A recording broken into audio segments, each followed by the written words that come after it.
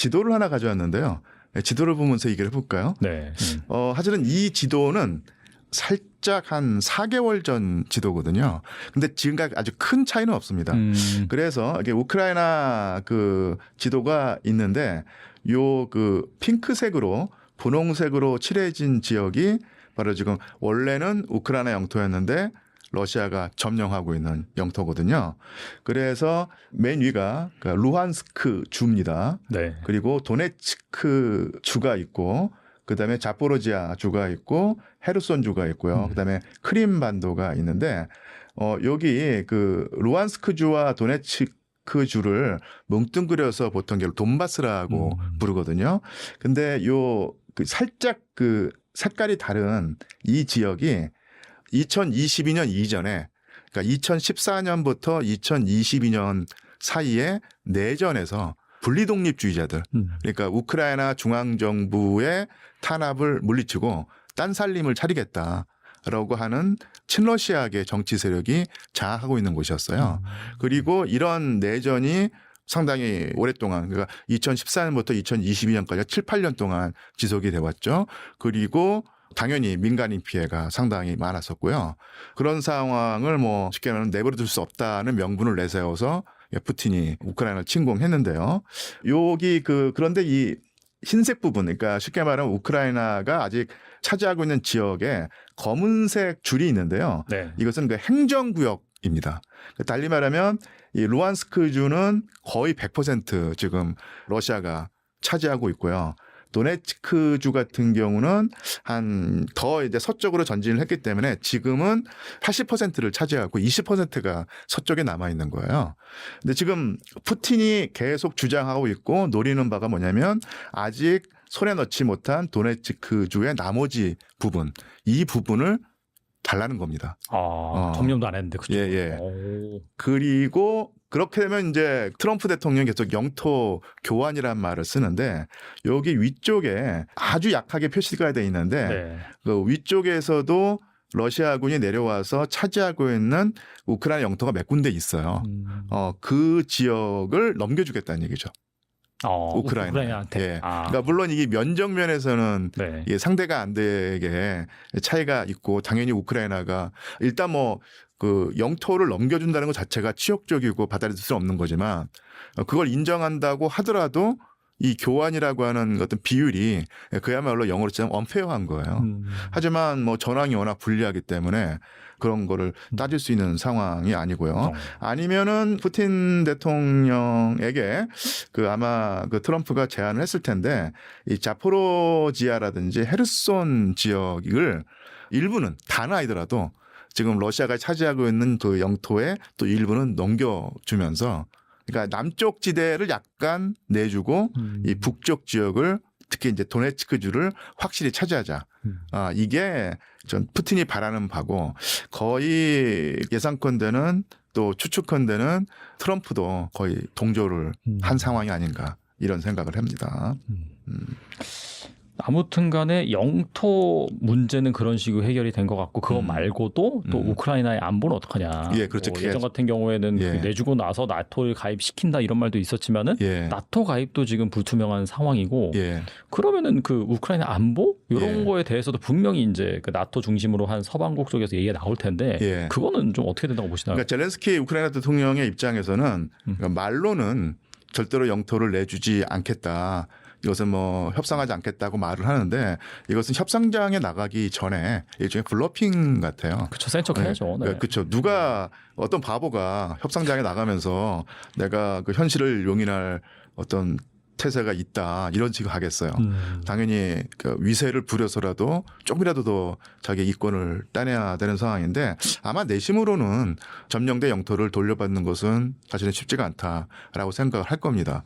만약에 그것을 내주는 순간 정치적으로 큰 그 타격을 입을 수 있는데 그걸 상쇄할 수 있는 게 뭐냐면 우리가 비록 동쪽의 영토는 뺏겼더라도 앞으로 확실하게 러시아의 재침공으로부터 우리의 국가 안보를 지킬 수 있는 확고한 대책을 보장받았다고 하면은 충분히 통할 수 있는 상황인데 그게 가장 좋은 것은 젤렌스키라든지 우크라이나 입장에서는 나토 회원국이 되는 것인데 사실 이것도 사실 쉽지가 않죠. 네. 그래서 지금 논의되고 있는 게 서방 국가가 강력히 요구하고 트럼프도 못 이기는 체 하면서 이제 받아주는 모양새를 취하고 있는데 나토 회원국으로 우크라이나를 받아들이지 않지만 나토의 그 규정에 준하는 어떤 그런 지위를 주겠다. 그러니까 쉽게 말하면 이 나토란 것이 나토 회원국과 하나의 회원국이 타국의 공격을 받았을 때 모든 회원국에 같이 싸워준다는 것이거든요. 그런데 우크라이나에게도 그런 지위에 준하는 지위를 줘서 나중에 러시아가 재침공을 해올 때 나토와 같이 싸워주겠다 이런 약속을 해준다는 것이거든요. 이런 식으로 아마 우크라이나 젤렌스키 대통령의 안보 불안감을 해소해서 결국은 협상에서 조금 더 타협적인 자세로 나오기를 유도하는 듯한데 문제는 뭐냐면 큰 그림은 그런데 항상 그렇지만 이 실행할 때 자잘한 디테일이 문제가 될 수 있고요. 또한 큰 그림에 동의한다고 하더라도 실제로 세부적인 사항이라든지 실제로 시행을 할 때 충돌이 있을 수가 있고 생각이 다를 수가 있어요. 그렇죠. 네. 그리고 어느 한쪽이 또 나 그런 적 없다는 식으로 발뺌을 할 수가 있으니까 그러니까 그런 식으로 분위기는 무르익어 가는데 서로 다른 생각을 가진 협상 주체들이 만나서 실제로 아주 정교한 조항이라든지 문구를 써낼 때 과연 합의를 볼 수 있겠는가. 그러니까 이런 불안감이 있죠.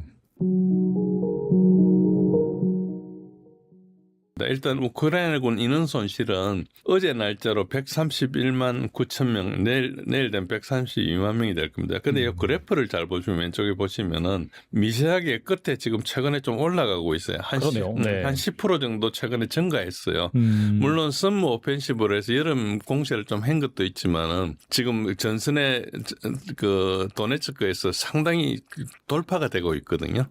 그래서 그 손실이 좀 증가하고 있고 우크라이나의 인원 부족 문제가 굉장히 심각하고 있습니다. 그래서 70세까지 징병을 하고 있어요. 제가 이제 우크라이나 가면 군대 가야 되는 거예요. 70세가 안 됐거든요. 제가는 60세 이상, 그전까지 60세까지 군대 끌고 가다가 60세 이상 됐어요. 벌써 1년 전에 우크라이나 병사들의 평균 연령이 47세였어요. 그러니까 뭐 그 20세짜리하고 47세하고 전쟁을 하니까 전쟁이 되겠습니까? 어쨌든 그렇죠. 그리고 제가 이제 그전에도 한 말씀드린 적이 있지만 2차 대전 때 독일의 인원 누계를 보시면 갑자기 끝에 가면 확 늘거든요. 지금 우크라이나군의 인원 손실 누계도 이게 거의 비슷합니다. 여기 빨간 표시에는 요만큼 지금 대략 간격이 있는데 제가 이걸 재보니까 한 11월 달 되면 여기 차겠더라고요. 그래서 11월 되면은 병력이 없어서 항복하겠구나 이런 이제 짐작을 했어요. 뭐 대단한 과학이 있는 게 아니고 그냥 그래프를 비교해서. 그래서 뭐 계속 수혜를 하면 2026년, 27년도 전쟁이 가능하겠지만 현실적으로 불가능하다. 그러니까 이렇게 많이 손실이 일어나면 불가능하다고. 이 손실보다 훨씬 많다고 사람들이 추정하고 있어요. 그래서 우크라이나는 지금 전쟁할 수 없는 상태 억지로 전쟁을 하고 있는 거라 이렇게 보시면 됩니다. 그렇고 이제 러우전 중에서 지금 전반적으로 다 뚫리고 있는데 특히 도네츠크가 지금 그 관심사입니다. 굉장히 많이 뚫리고 있는데 요 그래프를 보시면은 이 그래프가 이제 포크롭스크 그리고 콘스탄티노프카 크라마토스크, 슬로비안스크를 요게 제가 동그라미로 그려놨습니다. 포크롭스크가 파란색이고 콘스탄티노프카가 보라색이고 그다음에 크라마토스크가 초록색 그다음에 슬로비안스크인데 이게 지금 포크롭스크와 콘스탄티노프카 사이에 러시아군이 쭉 돌파를 해버렸어요. 그러다 보니까 양쪽이 포위망 비슷하게 생겼는데 이제 더 급한 게 남쪽에 있는 포크롭스크가 이제 거의 해가지고 지금 도망갈 길이 파란 화살표 있는 E50이라는 고속도로 여기에 하나 남아 있어요. 이렇게 남아 있기 때문에 이게 조금 있으면은 굉장히 철수도 지금 이 정도면 거의 철수가 불가능하거든요. 왜냐하면 철수하려는 그쪽으로 화력이 때릴 수 있기 때문에 그래서 여기 피해가 정말 많을 거로 생각합니다. 이제 그 우크라이나에서는 병력을 여단을 한 개를 더 배치를 했는데 이게 그렇게 배치가 10,000명 정도 된답니다. 그런데 실제로 포위한 러시아군 한 10만 명쯤 되나 봐요. 그리고 이 10,000명도 어디서 데리고 왔는가 하니까 콘스탄티노프에서 데리고 온 거예요. 옆에 조금 넓은 데서 데리고 온 거예요. 그러니까 이게 문제가 뭔가 이게 요 자세히 보시면 보라색, 초록색, 빨간색 요 도시가 한 길로 쭉 연결돼 있습니다. 이걸 삼각점이라 그러는데 여기 하나가 돌파되면 쭈루루루 연달아 돌파될 가능성이 되게 크고 그러면 요 오른쪽에 있는 시베르스크하고 좀 붙거든요. 여기가 다 포위 직전이 됩니다. 그래서 포크롭스크가 무너지고 나면 급하게 이제 그다음 콘스탄티노플을 이제 포위를 할 수 있거든요. 그럼 이게 굉장히 의외로 몇 주 안에 쫙 무너질 가능성이 있어요. 그러니까 이게 무너지면 그 다음부터는 이제 상당히 이제 방어선이 있기 때문에 어렵긴 한데 제 생각에는 러시아가 뭐 우크라이나 서부까지 진출하고 그러지는 않을 거고요. 돈바스 정도는 이렇게 하고 말지 않을까 생각을 합니다. 요 슬로비안스 건은 알다시피 빨간 원인데 여기는 돈바스 전쟁의 시발점이었습니다. 여기에 2014년도에 최초의 포격을 함으로써 돈바스 내전이 발생했거든요. 그러니까 러시아 입장에서는 이걸 탈환하는 게 약간 어떤 의미가 있습니다. 어떤 사기나 어떤 여러 가지 역사적으로 이제 이걸 탈환했을까 이제 한 전쟁이 끝났구나 이런 게 있기 때문에 아마 이걸 탈환하면 그만두지 않을까. 그래서 지금 떠도는 요구 조건도 돈바스만 반항하면은 나머지는 여기서 전선을 해서 동결하겠다 이런 이야기가 나오고 있거든요. 사실인지 확인은 안 됩니다. 네네. 그리고 지금 그 포크롭스크를 옆에 조금 상세 전도입니다. 여기 보시면은 굉장히 많이 들어와 있고 러시아군이 굉장히 포위하고 있다 이렇게 보시면 되고요. 그리고 그 바로 옆에 콘스탄티노프카 그리고 그 북쪽에 쿠피안스크 이 지도를 잘 보시면 전선 모양이 되게 꼬불꼬불하죠. 어떻게 하는가 평평한 전선이 있으면 이제 침투를 해가지고 침투가 성공하면 이제 전과 확대를 해가 확장을 쭉 해가지고 우리가 핀스라 그래요. 집게 작전을 쭉 해가지고 이렇게 쌉니다. 그러면 삼면이 이렇게 쌓이지 않습니까? 그러면 이렇게 가마솥이라 그래요. 네. 사면을 싸지는 않아요. 사면을 싸면은 안에 사람이 굶어 죽든지 이렇게 해야 되는데 그러면 극단적으로 제한을 하니까 이제 러시아군한테 피해가 되니까 갈 길을 열어주고 이제 공격을 하면은 이제 물러나는 식으로 이렇게 합니다. 그래서 그런 식으로 하기 때문에 모양이 동글동글한 게 되게 많으면은 지금 포위 현상이 굉장히 많이 일어나는 걸로 볼 수 있죠. 선이 이렇게 밋밋한 거하고 굉장히 다르죠. 그래서 군데군데 계속 이렇게 요 가마솥 부분적으로 가마솥이 되게 많죠. 이거는 곧 여기가 함락되고 우크라이나를 탈출하거나 포로로 잡히거나 이럴 걸로 보시면 됩니다. 전선을 그렇게 보시면 그렇고요. 그리고 이제 그 밑에 수미 지역은 쿠르스크를 침공한 다음에 거기서 이제 완충지대를 형성하기 위해서 내려왔어요. 내려오고 있는 요 부분도 도심에서 한 20km 정도 떨어져 있는 정도고 오른쪽에 카르키프 지역에서도 카르키프 지역은 여기 파라노니 카르키프라는 도시입니다. 카르키프가 이제 우크라이나의 제2도시거든요. 이제 여기서도 공격을 하고 있고요. 화살표 방향으로 러시아군이 점령을 해가지고 완충지대를 형성하려고 하고 있습니다.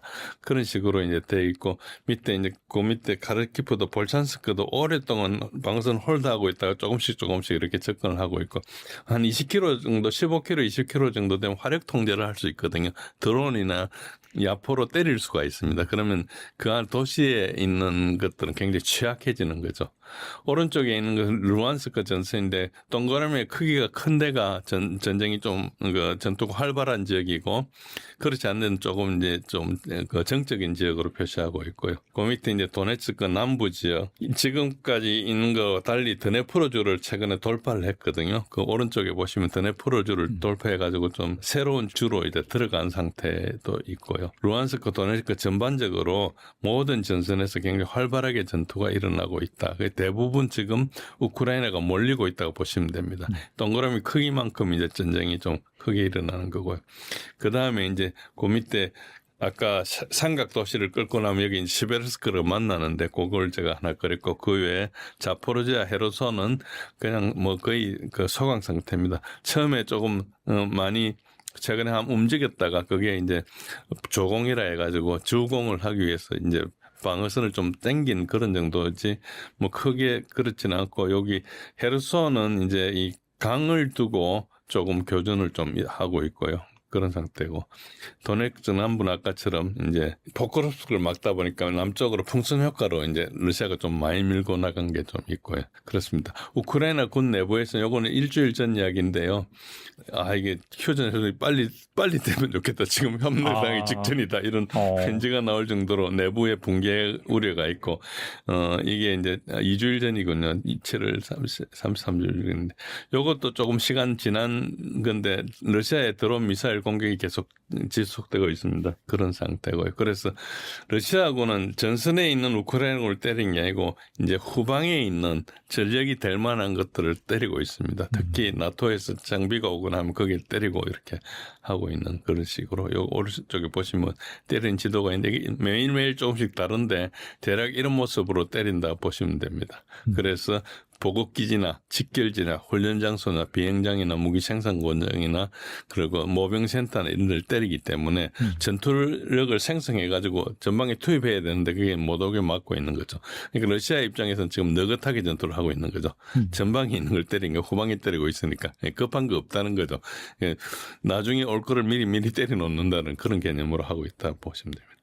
한편 우크라이나는 지금 전쟁 피로감이 확산되어 있습니다. 왼쪽에 보시면은 초록색 그래프가 계속 전쟁을 하겠다는 것이고, 그 지금 현재는 24%입니다. 초전에는 70%를 넘었었는데, 지금 이제 협상하자, 종전을 하자, 땅을 내주고라도 하자는 게 지금 69% 정도로 와 있습니다. 그래서 우크라이나 국민들은 전쟁에 지친 상태고 지금 전쟁을 수행할 능력이 없는 상태죠.